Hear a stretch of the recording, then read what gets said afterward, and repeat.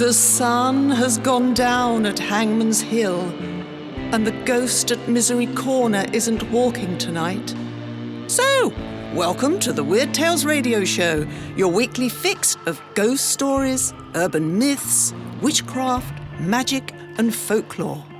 And now, here's your host, writer, award-winning journalist, best-selling author, and sometime werewolf hunter, Charles Christian.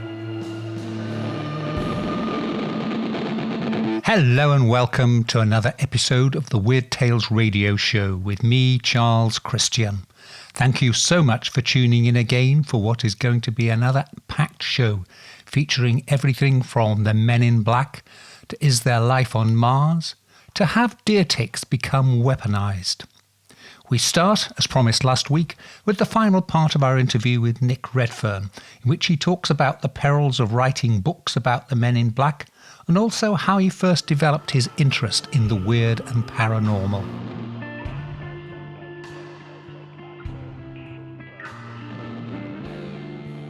And now another of your recent books. I must admit, I'm highly impressed by your output. I'm an incredibly slow writer. It takes me years to get a book out, and then it's only short. But you've got a book out called The Black Diary. Tell us a bit about that. Well, that's actually the third one in a trilogy I've done on the whole Men in Black mystery. Now, you know, if you mention to most people who are the Men in Black, you know, they'll think of Will Smith and Tommy Lee Jones, you know, because the movies were so, I guess, like iconic and popular. You know, they became Hollywood hits. Yeah. And I'm sure that with most people, you don't have to be in ufology. You know, if somebody says to you, who are the Men in Black? And they'll say, oh, they're those UFO guys. You know, everybody knows that term now. And he may even just have a vague knowledge of who they are, but they do know about them. I've written 5 books on the Men in Black, and 4 on the Men in Black, 1 on Women in Black, and as I said, 3 of them were made up of a trilogy, and the Black Diary was the third one. And what I found over the years when I first started doing the Men in Black research, I found that the image that people have of the Men in Black is the Hollywood imagery. But if you speak to the eyewitnesses and those people who've been threatened by the real Men in Black, they actually describe something very, very different. They describe the Men in Black as actually not looking entirely human. For example, they talk about them having skin that looks almost like plastic or rubber, or kind of like a shop window dummy. It doesn't look like real skin. And they often wear these large black sunglasses, like wraparound sunglasses, almost like ski goggles. And people have said when they kind of peered into the glasses, they could see they got eyes that seem much larger than they should be. And one person actually used the words that it looked like they had thyroid eyes. Those were the actual words that one of the witnesses described. And there have been cases where the MIB seem to have the ability to control people's minds. You know, for example, if you have a UFO encounter and then the next night, 11 o'clock or midnight, there's a slow bang on the door, you probably wouldn't open it if you sort of looked through the spy hole of the door and there were these weird, creepy little guys in black suits. You probably wouldn't open the door. But in many of the cases, people do feel compelled to open the door and let them in, which nobody would normally do. And with hindsight, the witnesses felt that somehow their sort of their mind, if you like, was literally being sort of controlled and dictated, and to the point where they did let them in, and then they would be told, the threat would then come out, you won't talk about what you saw, and then they would leave, and then the person would suddenly come out of this weird daze-like state. So there's a lot of strange almost sort of supernatural aspects to the real Men in Black mystery versus Hollywood's version of it. Yeah. What about you? Because you're saying how people who say they've seen a UFO or something of that nature get visited, but you're actually researching on UFOs and researching on the Men in Black. Have you had any weird things happen to you while you were writing these books? I have had a few things in relation to the Men in Black material. One of the weirder things that relates to all of this is that when somebody's had a UFO encounter and been visited by the Men in Black, they sometimes get what you would call sort of like follow-up phenomena, where people experience sort of strange phone calls in the middle of the night, and like most people, you get a phone call in the middle of the night, you worry somebody's died, or whatever. So people go to the phone and they hear these sort of strange, like mechanical noises and bleeps and screeches and all sorts of weird things on the phones. And sometimes like very fast chattering voices where you cannot make out what the language is, if it even is a language, but just strange noises, voices, static. And when I was writing that book, The Black Diary, I actually experienced that at the very same time that I was interviewing some of the people who'd had these MIB experiences. And I actually had one of these round about 2 or 3 in the morning. I picked the phone up, excuse me, and it was just like a mixture of sort of bleeps and electronic noises, and it was exactly kind of like the sort of thing that John Keel was talking about in his Mothman Prophecies book, which was published in 75 and told of stories that occurred back in 1966 and 67. And I had a few things like that, which kind of made me think that somehow, something had impacted or picked up on what I was doing. And I think, I can't prove it, but I think with these phone calls, it was an attempt at, to sort of try and, I guess, cause me to sort of walk away from it, or to, kind of put me in a state of fear or whatever. But, that's not really my character. If somebody pushes me, I push harder, but, intimidation and that kind of thing is what so many of these victims to the Men in Black, they fall to the, this sense of fear that comes over them. And a lot of people, and it causes a lot of people who've seen the MIB to not talk about it for years. In fact, I've got some cases where the events occurred in like the 50s and 60s and 70s, and they never went stuck with the public with the story, or didn't share the stories with me till like the 1990s, or maybe 5 or 6 years ago in some cases, because they still feared if they talked about it now, it might cause the MIB to come back. Black-eyed children, are they connected with them, or is that an entirely different phenomenon? Well, that's a good question. Yeah, that's a good question, because that's one of the more, I won't say more recent, because it's actually been around about 20 years now, the phenomenon. But it's a good question, because there are actually some parallels between the Men in Black, the Women in Black, and the Black-eyed children. Now, whereas the Men in Black typically wear black suits and old-style black trilby hats and things like that, and the Women in Black kind of dress in sort of like a black business suit, the Black-eyed children typically dress in black hoodies and like the Men in Black, typically come out at night, knock on the door. And what's interesting is that in nearly all of the cases where the black-eyed children have tried to get into people's homes, they always have to find a way to be invited in, which kind of parallels with a lot of the old vampire legends, Yeah. And And what's particularly intriguing is that, the kids do kind of look vampirish, that they're sort of, as I said, they dress totally in black. Their skin literally kind of looks like the color of milk, white. And but they're called the black-eyed children because their entire eyes are solid black. It's not just like the center of the eye is solid black. The whole eye is black. And again, like with the Men in Black, if you look through the spile, the door at midnight, and you saw these two or three kids in black hoodies with strange eyes, you wouldn't let them in, but people do. And they typically say things like, can we come in, we're homeless, or can we come in, we're hungry, we can't find our parents, can we come in and use the phone?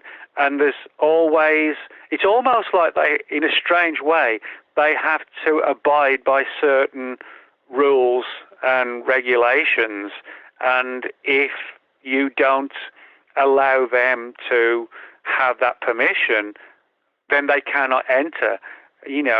As to why there should be these sort of supernatural rules and regulations, I don't know. But that's what so many of the witnesses describe. And the whole thing began in the late 1990s with a Texas journalist named Brian Bethel, who I actually know.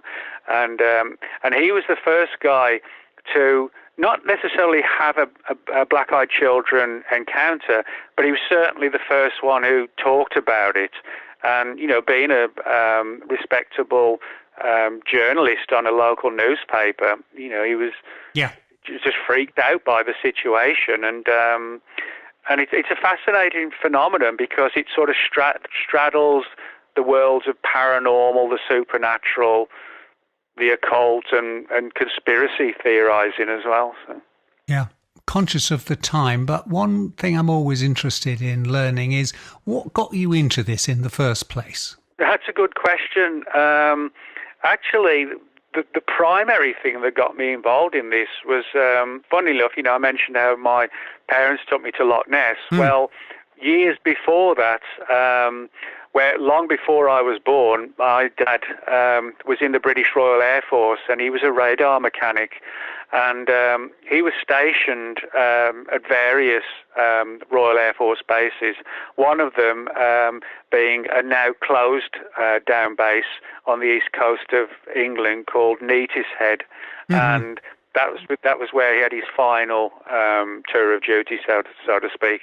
And as I said, he worked on radar. He wasn't a radar operator; he was a radar mechanic. So if there was any problems with the radar, he would be brought in to check out all the equipment. Yeah. And he was involved in 3 incidents during a NATO exercise called Main Brace in the 1950s, and over the course of 3 nights, high-flying, fast-moving objects were tracked on the radar screens approaching the east coast of the UK. So it's sort of talking about Suffolk up to sort of Yorkshire, and up towards Hull. And this went on for 3 nights, and the objects were performing all sorts of weird maneuvers, like hovering at 20,000 feet and doing left and right-hand turns. And everybody was told when this came to a complete halt on the 3rd night, or after the 3rd night, everybody was told, you won't talk about it, you've signed the Official Secrets Act, etc., etc. And my dad didn't say anything until I was about 10 or 11, I guess, and that's what really got me interested in the whole UFO issue. Not just because it was my own dad who had the experience, but also because he worked in the military on radar, and he knew his stuff. So so I think when you know someone who works in that field, it does kind of make you suddenly think, wow, there is something to this, and that's really what sort of kicked it all off, I guess. Working on in the future, what projects have you got coming up that you can talk about, obviously? Yeah, well, I've got one coming out in October, and it's called The Martians, and that one's It's going to be put out by a company called Red Wheel Wiser, and it's basically a study of the possibility that at one point Mars was a planet teeming with life, and that possibly there could be some sort of life still on Mars today. So it also covers things like the face on Mars and some of these strange structures that have been photographed by some of the NASA probes to Mars. So it's kind of like a cross between conspiracies, ancient aliens kind of phenomena, and the idea of a long-gone Martian civilization that perhaps deep underground could still be, sort of frantically hanging on for life, Oh, sounds fascinating. That's sort of covering this year, but I haven't sort of planned next year yet. But that's something I've got to do, I guess. Well, Nick, it's been brilliant speaking to you. Thank you ever so much for your time. Well, thanks, Charles. And we'll speak again anyway. All right, that sounds great.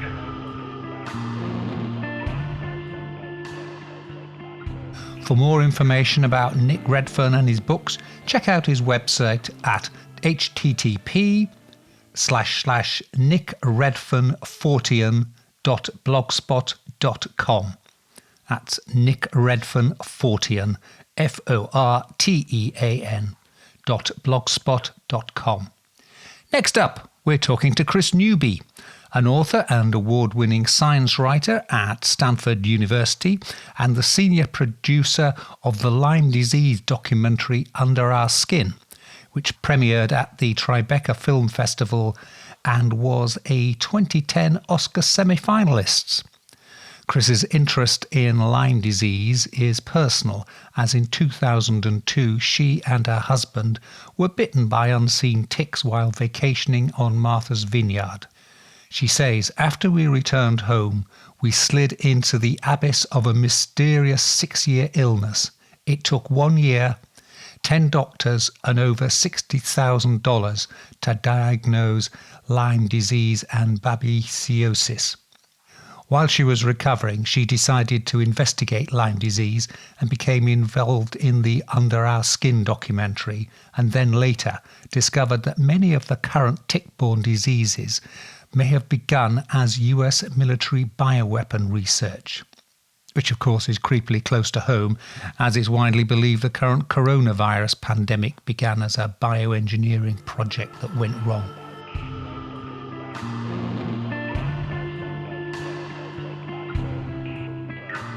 Most people don't think much about ticks or Lyme disease, but when you get it, you realize the whole system for diagnosing and treating them is completely screwed up.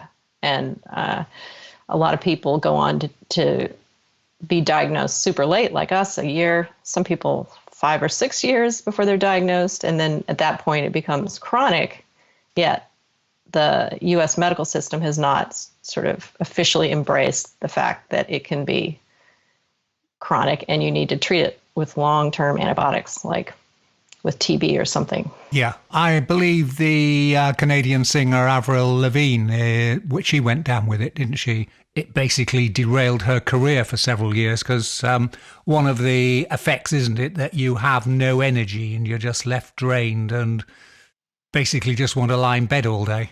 Yeah, when my husband and I were about like 8 months into undiagnosed Lyme disease and babesiosis, I would say our symptoms would be like having simultaneous ME/CFS,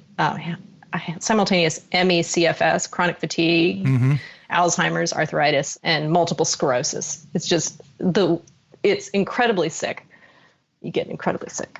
You've since had it diagnosed. What's been the situation since then in terms of your recovery from it? I have been fine. But the treatment was on and off antibiotics for about 5 or 6 years. And my husband, I treated with intravenous antibiotics, so it really got into the brain. My husband didn't do the intravenous, so he had sort of lingering infection in his brain. So he relapsed a couple times. Now he's great. Yeah. But so I feel like, I've been symptom-free since about 2008.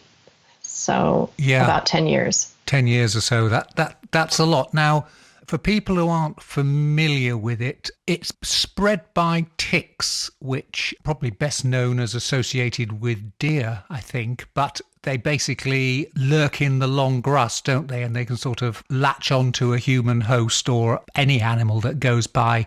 Yeah, the deer ticks have no eyes, and they sense the world through these little receptors on their legs that pick up carbon dioxide. And of course, mammals exhale carbon dioxide. And so there are actually two kinds of ticks here in the U.S.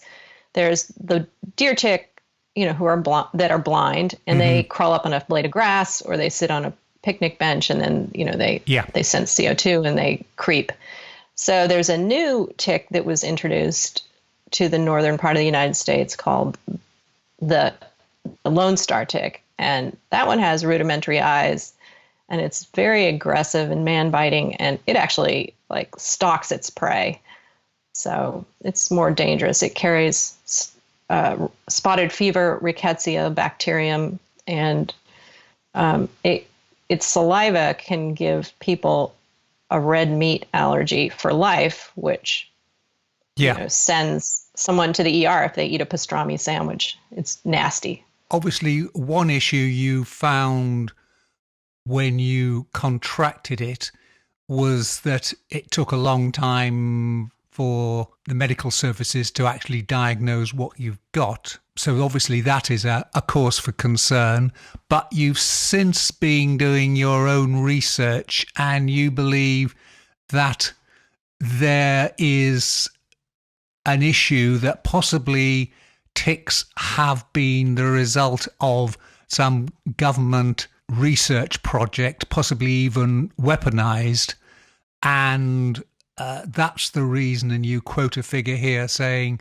that the number of ticks bites, tick-borne diseases a year, the number of bites this year over last, suggesting that this is a growing problem.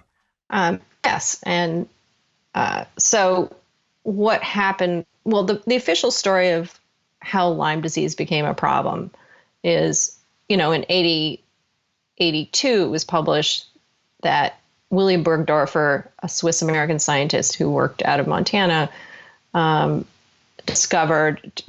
ticks and human blood samples from around Lyme, Connecticut, which is just north of New York City. It's across Long Island Sound. It's pretty close to Martha's Vineyard, where I was bitten, and Plum Island, which had a bioweapons facility there for anti-animal bioweapons.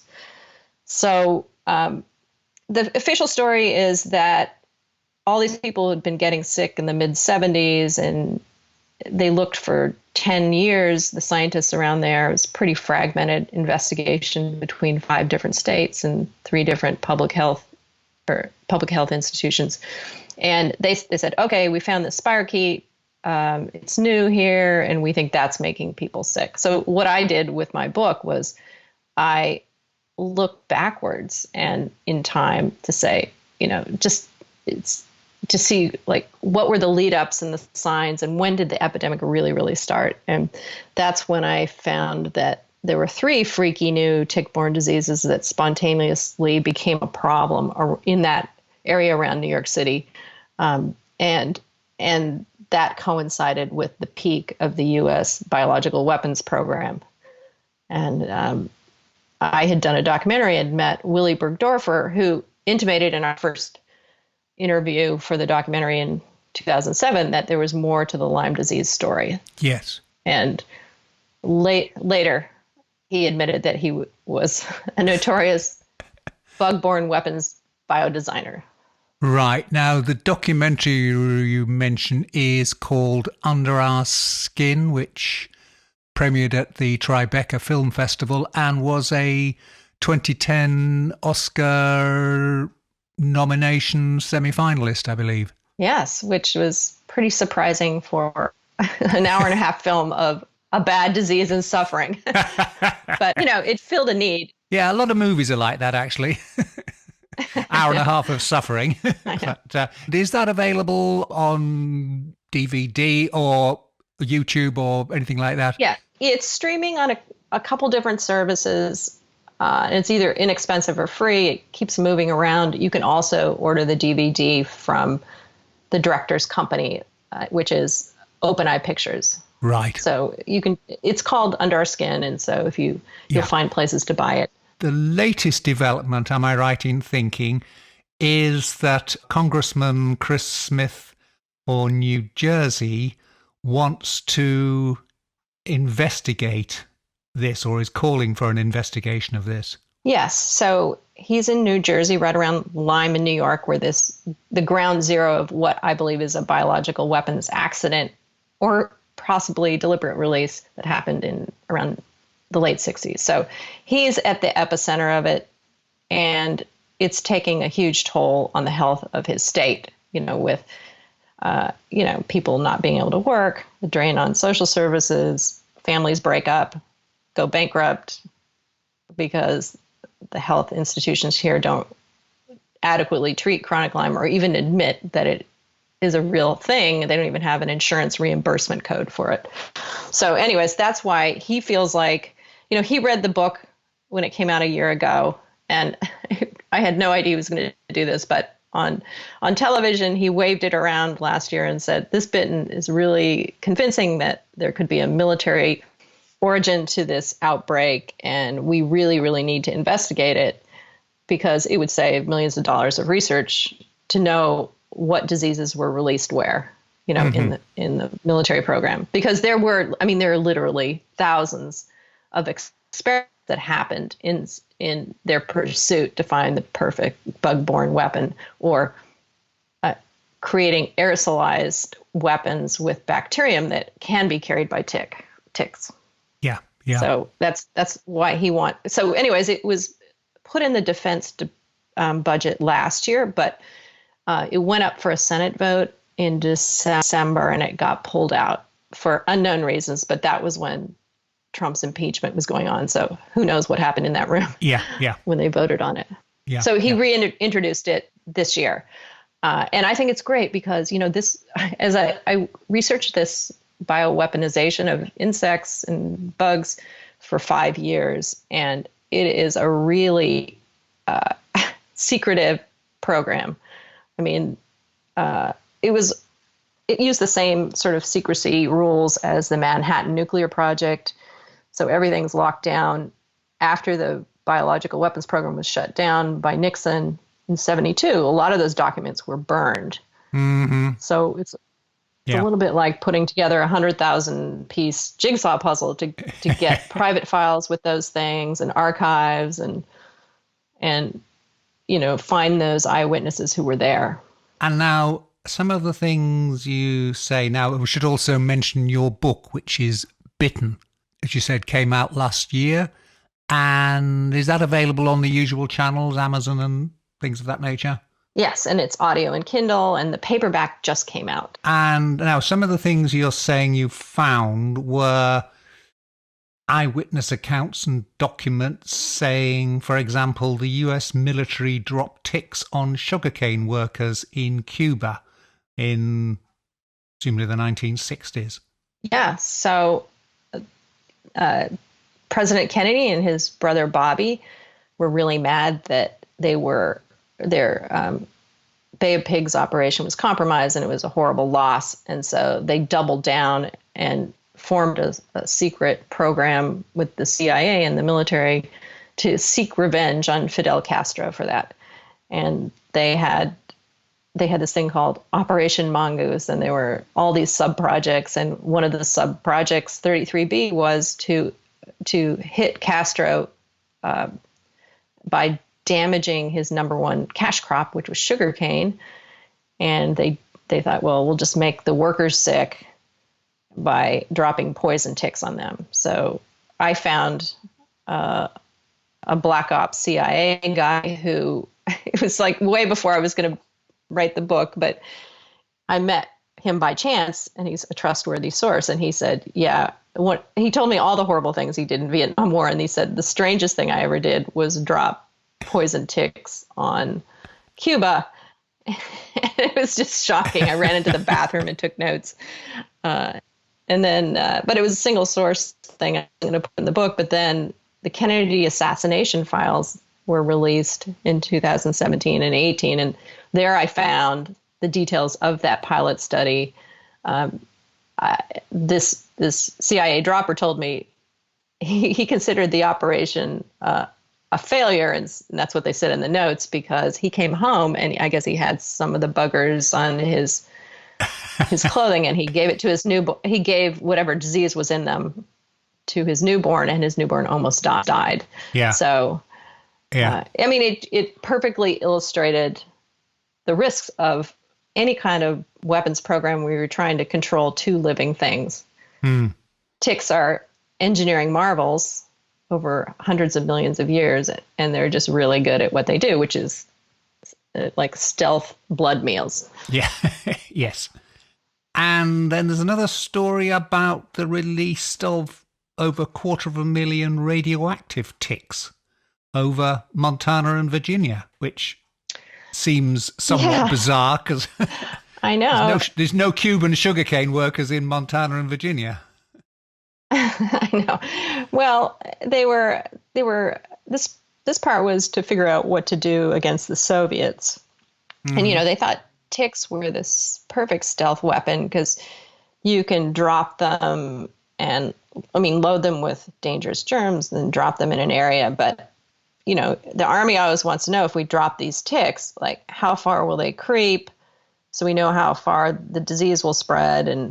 And so they thought the perfect weaponized tick would be these Lone Stars, since they're so aggressive and they move faster. So, but they tested regular ticks too. And what this one young scientist in Virginia did was he injected radioactive fluids in a pregnant tick. Well, it's called a gravid tick, but so then the female tick would lay 2,000 to 4,000 eggs, and every one of those new nymph ticks would be radioactive for life. So what he did, he set up a grid on several acres and released 1,000 ticks in each grid that were radioactive. And then he would come back every month and count the ticks in every square. And so he could tell roughly, how many miles per hour these ticks traveled. But he would collect the ticks from these grids, and he would see how many moved, how far, and then he would re-release them back into the environment. And the bigger ticks, he would paint them with fluorescent paint so he could also track them. So it was such an uncontrolled experiment. Even he admitted that they would never let him do an experiment like this today. It's just so irresponsible. And so the thing I connected is he published on all this. By the way, I forgot to say, they use a Geiger counter to tell how far the ticks had traveled, right. Which ticks were from his experiment. So that's why they were radioactive, because they could track them. Okay, so they published this paper, but no one had ever connected the fact that that these ticks are carried by birds, and in about 5 days, those birds can carry those radioactive ticks with who knows what's in them to Long Island and Lyme, Connecticut, on the coast. And sure enough, like 2 years after these experiments were over, this aggressive Lone Star tick started replacing native tick populations in Long Island, and tick-borne diseases started spreading like wildfire. A lot of people died on Long Island of spotted fever, which is sort of the organism that this bug carries. So my theory is that maybe these ticks that were released weren't 100% clean, and they sparked this crazy epidemic of 3 brand new tick-borne diseases. There could have been viruses in there too. They just didn't have the tools to see if they were in the ticks at that time. Were there any other bizarre experiments that you've been able to uncover? After the 50s, they realized that trying to control ticks and the diseases in them was a bit of that. It's difficult. I mean, Willy Bergdorf, my book is essentially a biography of his life. Like, why does this ambitious, brilliant scientist all of a sudden go to the dark side and start developing bioweapons. So what he did in the very beginning in the 50s was he put a very deadly yellow fever in mosquitoes, and he worked on mass producing mosquitoes. He, let's see, so ticks, fleas, he put plague in fleas. So everyone in Europe knows about the plague. Oh, yes. So, I mean, it's just appalling. And he had 2 young kids at home, and I just can't imagine working on putting plague in fleas, figuring out how to package them so they don't dry out when you put them in little bomblets that are going to be at altitude in the bay of a missile bay. Then you drop the missiles, they explode with these little containers, and at a certain altitude, the containers would explode, and it would rain fleas on a battalion-size area. So he worked on all those. And then what happened in the 60s is they realized it was much more efficient and deadly if they just worked with the germs that were in the ticks. Yeah. And some, like anthrax, are carried by other animals. And they would basically brew these bacterium and viruses in large tanks like you would, pickles or beer. Yeah. And then they would freeze dry them, and they would do lots and lots of experiments where you have to find like the right particle size and the right food to mix with it, and the right like milled particles of certain size, and then different germs work better in different humidities. Like if you're going to drop it on Siberia, you'd want one thing. If Vietnam, another mix. Mm-hmm. So mm-hmm. I believe that could have made the tick-borne disease thing in the U.S. worse, because there were so many open-air releases that we don't know about yet. Yeah.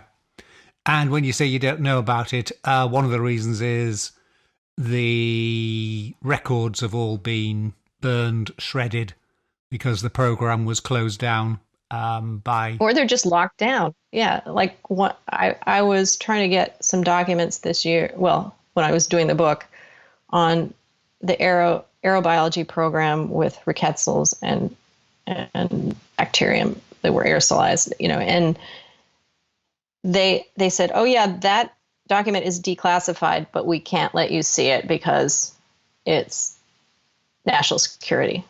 So some of these documents, they won't release it unless you have someone like a congressman saying, okay, America has a right to know. Right. That was 50 years ago.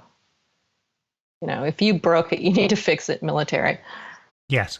As far as you know, has bioweapon development stopped totally in the US, or do you suspect there's still some biological research going on there? I don't know, but there is this thing people talk about, dual use, and that is if you're experimenting bioweapons, like you get leaks on some horrible bioweapon that's happening overseas, and you work on it defensively, it would be relatively simple to take that organism and mass produce it and make it an offensive program. Yes, because this is sort of ringing deja vu alarm bells for a lot of people, because obviously at the moment there's a suspicion that coronavirus resulted in either a deliberate or an accidental leak of bioengineered COVID virus in Chinese laboratories, which they were either doing it for medicinal purposes or possibly for offensive purposes. But it does seem that thing that the mad scientists doing experiments that they really shouldn't be doing, there's still continuing to be nobody stopping them and saying, do you really think this is a good idea? I know. I've thought there's a shortage of bioethicists. Even I used to work till recently at Stanford, and our bioethics department was just so underfunded, and we need it more than ever with tools like CRISPR that let you cut and paste in genomes and mix organisms from different animals and mix them with, pathogens that can cross over to man. So when I hear about the COVID stuff, it just feels like a man-made germ. Mm-hmm. Like what I do in the book too is just go over sort of the thinking of the people in the United States that are in charge of looking at an outbreak and deciding if it's natural or unnatural, one of these people is Zig Dembeck, and he has a classic paper, and there are clues to when you might think something is man-made. And so his clue number one is a highly unusual event with large numbers of casualties. Clue number two, higher morbidity or mortality than is expected. Clue number three, an uncommon disease. Clue number four, point source outbreak. So that's Wuhan, and so COVID certainly fits that sort of template that he put together. Yes. For a man-made thing. You're listening to the Weird Tales radio show with Charles Christian. Now, just looking through your notes here, a genetically similar organism to the, in quotes, causative agent of Lyme disease was found in the ice mummy Otzi, which was found in the Eastern Alps in Europe, about 20 years ago. And that Ice Age mummy is 5,300 years old. So is this suggesting that these issues have been with us for a very, very long time? Well, critics of the idea of the Lyme bacterium being a bioweapon, and I have to add that I didn't find that Lyme disease per se, that bacterium, I didn't find any evidence to say that it's weaponized, but we don't have evidence that it wasn't weaponized either, because it certainly was a very virulent strain that didn't cause as much trouble as it did until, the late 60s. Yeah. So the critics say, well, Lyme disease has been around since, the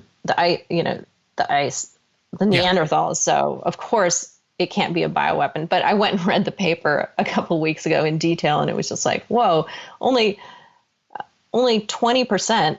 They only got about 20% of the genome of that particular organism from the Iceman. Yeah. So that's not enough to say definitively those are the same organisms, or that the new one wasn't manipulated, because if you look at a genome, like if you look at the genome of humans and chickens, they're about 60% different too, or the same, 60% the same. So,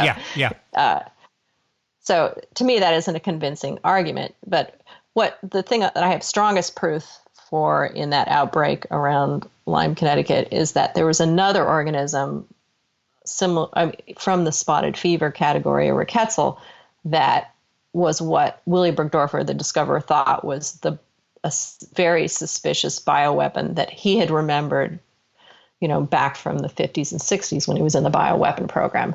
And he implied that he was told to sweep that under the rug. I had an early handwritten draft from his discovery paper, and it was mentioned because a good scientist says, I think Lyme disease is causing this disease, but there was this other rickettsia that could be making it worse, but that got deleted in the final articles, and he never mentioned it again. I call it Swiss Agent USA because it was also found in Switzerland. You've mentioned Lyme in Connecticut.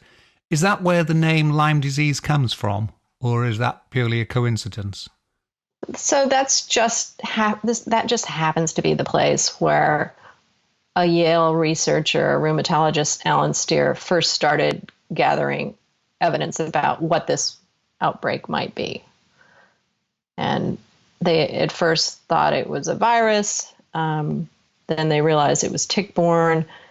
They couldn't figure out what the organism was until Willy Burgdorfer was called in, since he's such a tick expert, and he's the one who found the Lyme spirochete and this crazy, mysterious Swiss Agent USA. It's 400,000 new cases a year, which is 1,000 a day. Is that right?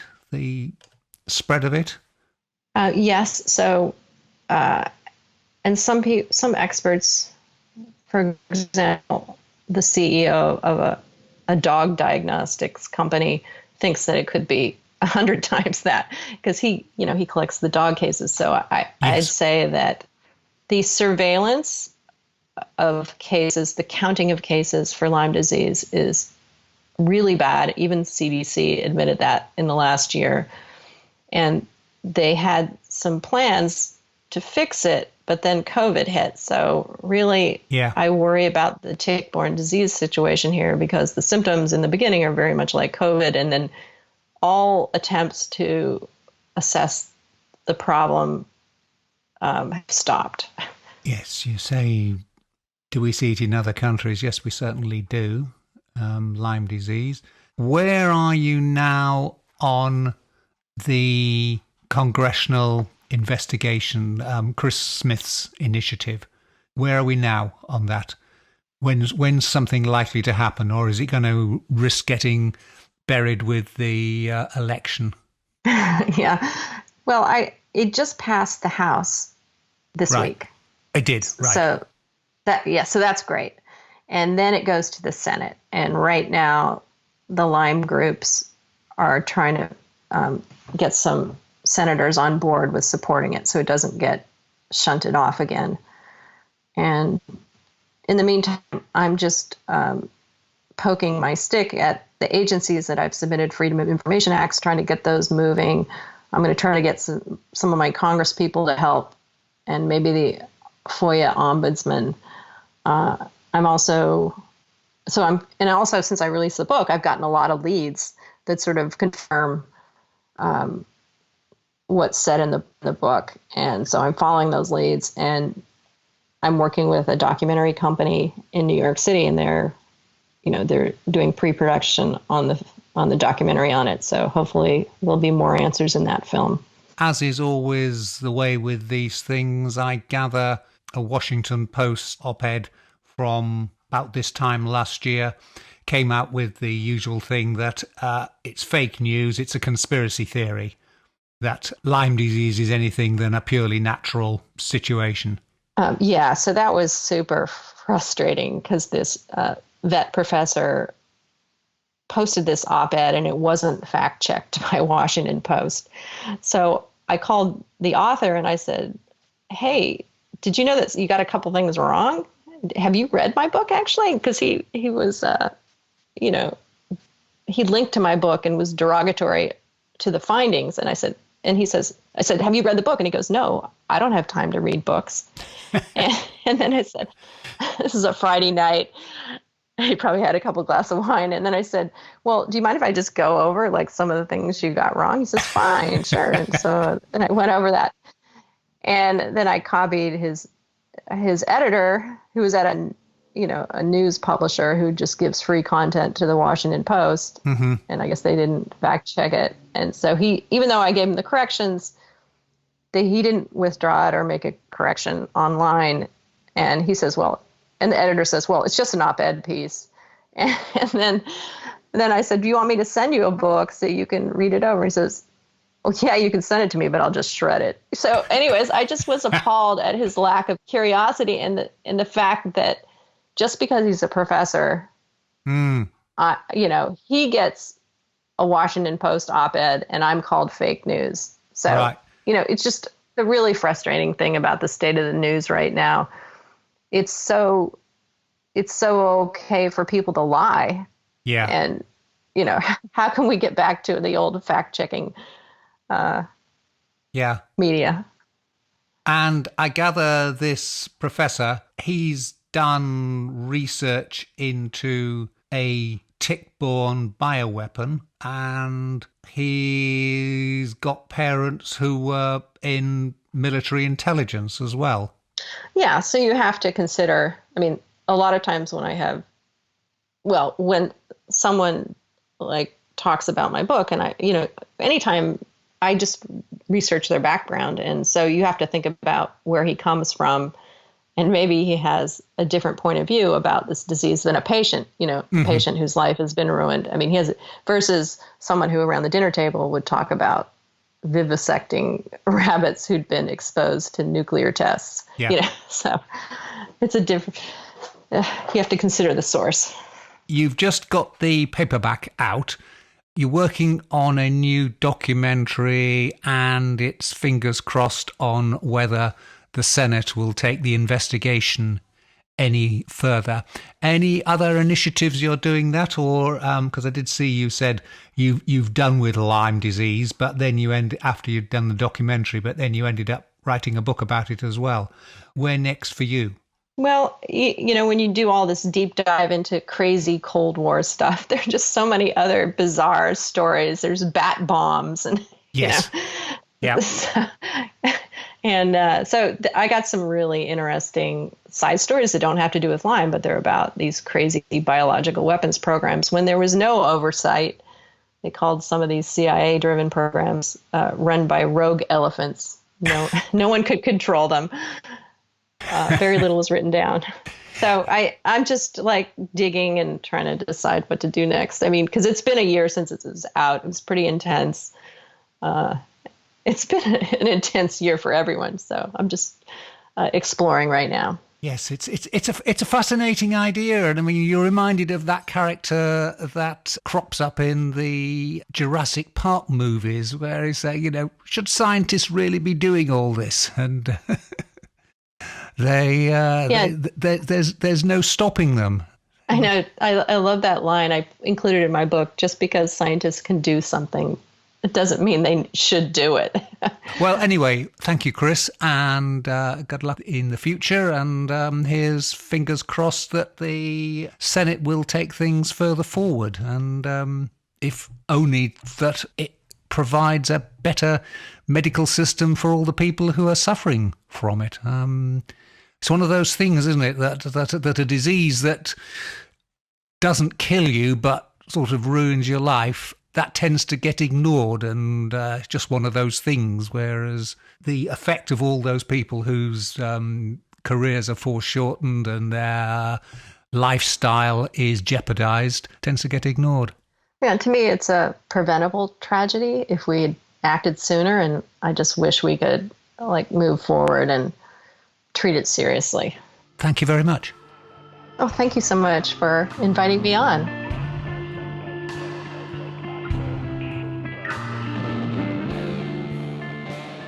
Kris Newby there on Lyme disease and bioweapons. Her latest book, Bitten, The Secret History of Lyme Disease, is available now, and you can find out more information about her on her website at www.krisnewby.com, and it's Kris with a K. 3 points to follow up on that interview. The Jeff Goldblum character I was struggling to recall was Dr. Ian Malcolm, and he's so far appeared in every Jurassic Park movie, including Jurassic World Dominion, which is out next year, or should be out next year. That quote again is, "Your scientists were so preoccupied with whether they could that they didn't stop to think if they should." Those words should be carved above the doorways of every research laboratory on the planet.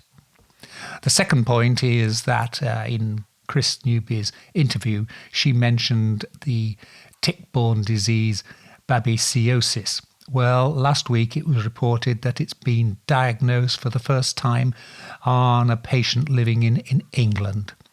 The patient caught it in Devon. Finally, we also heard Kris talking about bat bombs. We carried a bat bombs story in last week's episode of the Weird Tales radio show.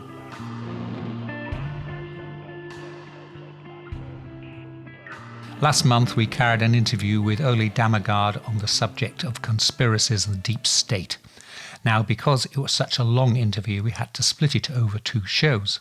However, it was recorded in one session over Skype, and we've put together a full-length version of the interview. And because Ole had his camera on, we've posted it up on YouTube. It's the full uncut interview, complete with plenty of ums and ahs by me, and you can find it by looking for the Weird Tales radio show channel on YouTube. The full interview runs for 1 hour and 37 minutes. Good day, gentlefolk. I doth have breaking news. Your Weird Tales host, Charles Christian, has written a new book called Saints and Sinners in Dark Age England. 5 shocking true tales that are stranger than fiction. There's murder, mayhem, treason, incest, adultery, and worse. Read about the real antics of 9 saints. Yes, saints. 8 kings and 5 queens of England, plus the wickedest of all stepmothers. And be amazed, or horrified, or appalled, or all 3. If you love weird history, and methinks you do, hop over to Amazon for your copy of Charles Christian's Saints and Sinners in Dark Age England. Grab yours now. And that's it. Almost time to go. Before we do, here's one of those stories that makes you think, ew, what? A friend in British Columbia, Canada, forwarded me the details of a couple of job ads she recently spotted online. I'll read you the details. The first is for a company called Landscape Concierge and headed Watering Hanging Baskets. We're looking for someone reliable and must have their own vehicle, and we'll pay them an extra 30 minutes an hour for it, and the job requires very little time, probably less than an hour, and you're being paid $18 an hour, basically, to travel around in your own car, watering hanging baskets outside shops and cafes and the like. A second is from Seldom Silent Enterprises, and they want a body removal attendant. We are looking for emotionally and physically strong individuals to join our team on an on-call basis, with the opportunity for more hours as they gain experience. And for that you can earn between $17.25 to $20 an hour. So just to give you the math, basically when you start removing dead bodies for a living, you could be earning less than if you were watering hanging baskets. But at least you don't have to use your own car to transport the bodies, I suppose.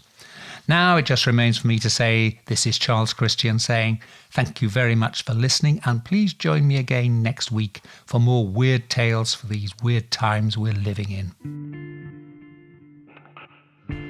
Black Shuck, the demon dog of East Anglia, is baying at the moon, which means it's time for us to go.